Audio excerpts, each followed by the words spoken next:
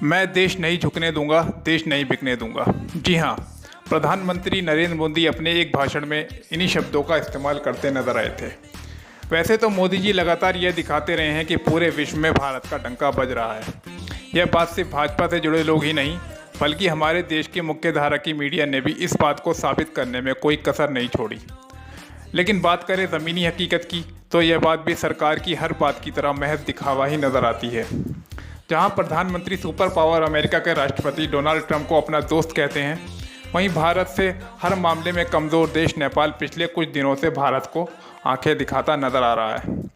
दरअसल पूरा मामला तब शुरू हुआ जब भारत ने 8 मई को दार्चुला लिपुलेख में सड़क का उद्घाटन किया, जिसको लेकर नेपाल ने विरोध दर्ज किया था।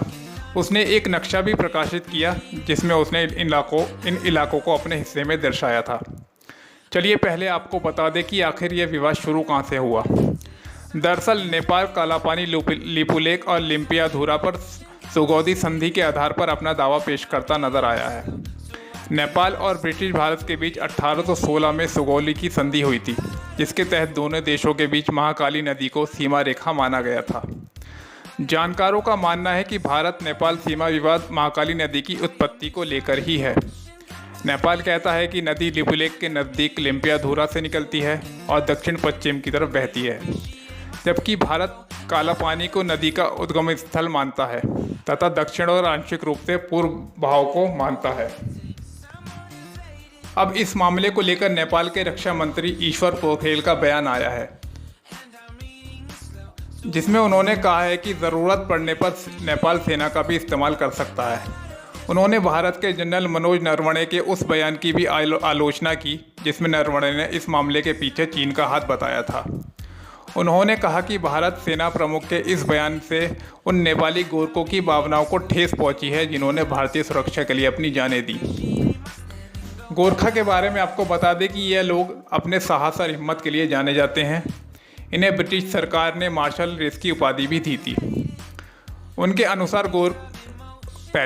अनुसार गोरखाली लोग प्राकृतिक रूप से ही योद्धा होते हैं और युद्ध में आक्रामक होते हैं। इनमें वफादारी और आक्रामकता का भी गुण होता है। 1857 से पहले ही गोरखा सैनिक ब्रिटिश भारत में भर्ती होने लगे। वर्तमान में 1200 से 1300 नेपाली गोरखे भारतीय सेना में शामिल हैं। भारतीय में गोरखा के करीब 40 बटालियन हैं। नेपाली रक्षा मंत्री के इस बयान से भारत में तनाव बढ़ गया है, लेकिन नेपाल के सेना प्रवक्ता ने इस मामले पर फिलहाल कुछ नहीं कहा है। नेपाल ने तो इस मामले को लेकर अपना सख्त रुख जाहिर कर दिया है, लेकिन भारत इसे कूटनीतिक तरीके से सुलझाना चाहता है। लेकिन भारत का ये नरम रुख प्रधानमंत्री का वही देश न झुकने वाला बयान याद दिलाता है। आखिर कब तक सरकार की करनी कसनी में अंतर देखने को मिलता रहेगा।